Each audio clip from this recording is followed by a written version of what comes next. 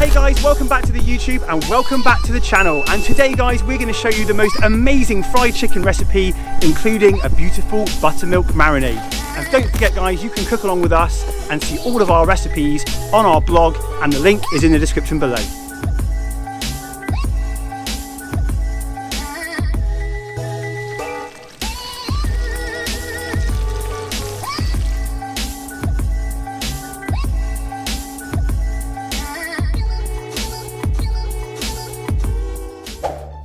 Look how excited he gets when we get new kitchen stuff coming from Amazon. Got this citrus cheese grater. A citrus cheese grater? Yeah. Well, you can get citrus cheese. You're a banana. I know. And a sharp knife sharpener. And a box. Yay! Thanks Amazon. So guys, the base of this fried chicken recipe is really simple, but you have to do it 3 or 4 hours in advance. Get it in the fridge because you need the buttermilk to marinate the chicken. Let me show you my breasts. Ooh la la. So I've got 2 lovely chicken breasts here, Jordan. Yeah. And I'm just going to cut these up now into different shapes and sizes, because when you deep fry chicken, you want some to be big and gnarly and some to be really small and crispy. So I'll show you how to do that, guys. We'll get it in the buttermilk with our herbs and spices, and we'll get it into the fridge.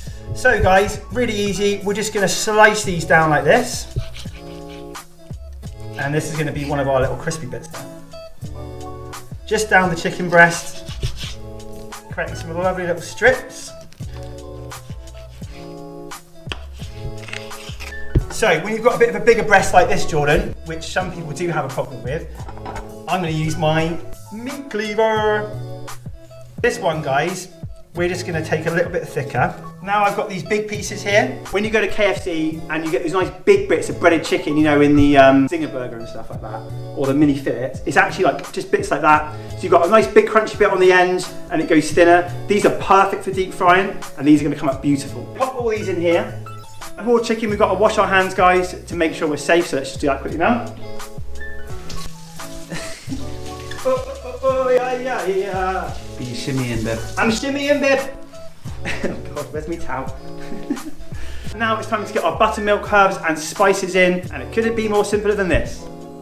Over here, Tiger. Okay, first in with some buttermilk, about 300 ml. But really, you just want to cover the chicken. He's having a milk bath, babe. A bit of Suzy salt. Pepper peat. And I've made this really easy for you guys now. Everything's a teaspoon, right? So you want a teaspoon of garlic powder. 1 teaspoon of Cajun spice, because that's nice.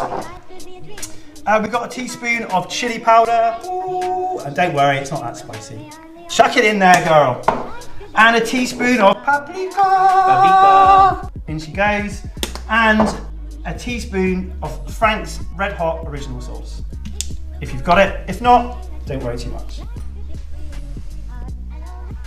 Very nice. There she is. So now, Jordan, what do we need to do with this? Mix it. Mix it, mummy. All that chicken is covered in that buttermilk, marinating away now in the herbs and spices. Now into the fridge, please, for 3 to 4 hours. I would say 4 hours at a minimum. You can do it overnight if you want to. And then we'll go to the next stage, which is flouring and frying, my favorite part.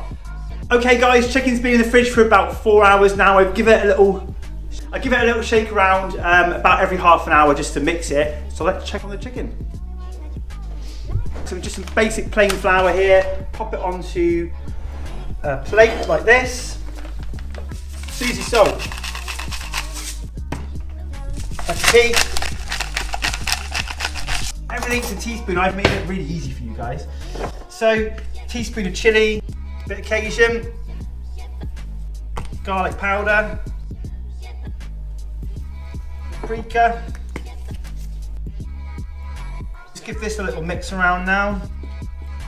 Get the flour in, all the spices and the herbs. We're going to dredge the chicken straight from the buttermilk. We don't need any eggs in this recipe because the buttermilk is so thick. Straight into the flour, out onto here, and give it about 10 minutes to settle down before we deep fry it.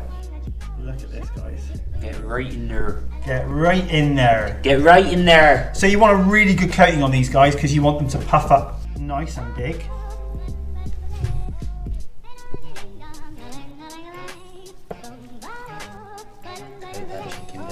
Okay guys, so our chicken's now all floured. We're gonna give it 10 minutes just to come up to room temperature and get our oil on. Oil wise, I'm gonna use sunflower oil and we want it about 170 degrees, guys. So if you've got a deep fat fire, great. If you haven't, then get yourself one of these. Basically a thermometer that tells you how hot the oil is. Crucial with chicken. If you're cooking this in batches, you want to turn your oven on to the lowest setting. I've got mine on about 70 here, 75, just to hot hold the chicken. And if you are doing that, stick it straight on the bars and put a tray underneath. So let's get frying, guys. We want to fry these for about 5 to 6 minutes. You can tell when they're ready because they'll start floating to the top. And obviously look at the colour and make sure your oil stays at the right temperature. So into the oil, guys, really carefully lay away from you and pick the thinnest part up. I'm just going to start my timer, lay away and drop. It is possible they might stick together at the start, so what you need is a good pair of tongs and just separate them out like this. And you want to leave those for about 5 to 6 minutes just to make sure they get really crispy on the outside and nice and moist and juicy in the middle. So let's turn the chicken, guys. 3 minutes we've had. Let's have a little look at what's going on with Mr. and Mrs. Chicken. We're getting some lovely colour on those guys.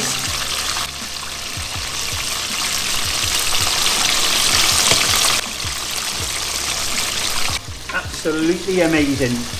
And they'll be ready, guys, in about another 2 to 3 minutes. You'll know when because they'll float to the top. Chicken is now ready to come out. It's floating on the surface and it's nicely coloured. But we'll do one last thing. We're going to temperature probe it just to make sure everything's okay. And give it a little drain there.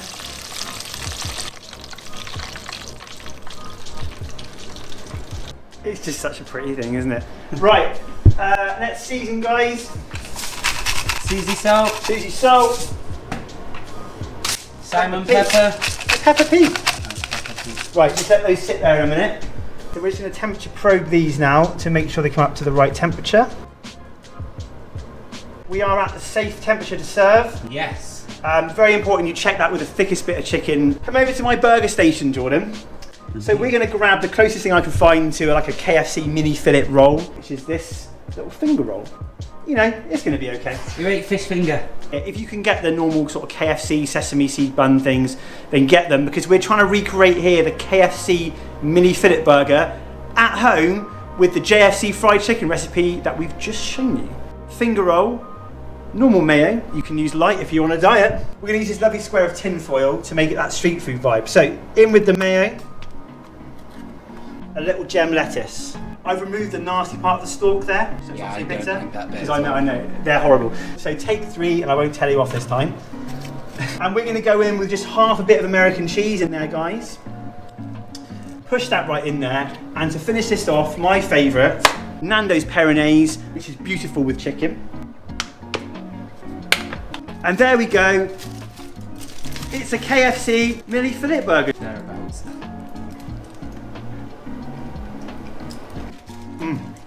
I felt pretty good.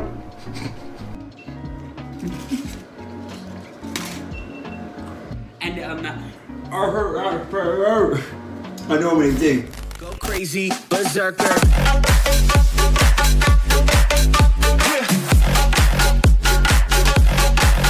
Show them.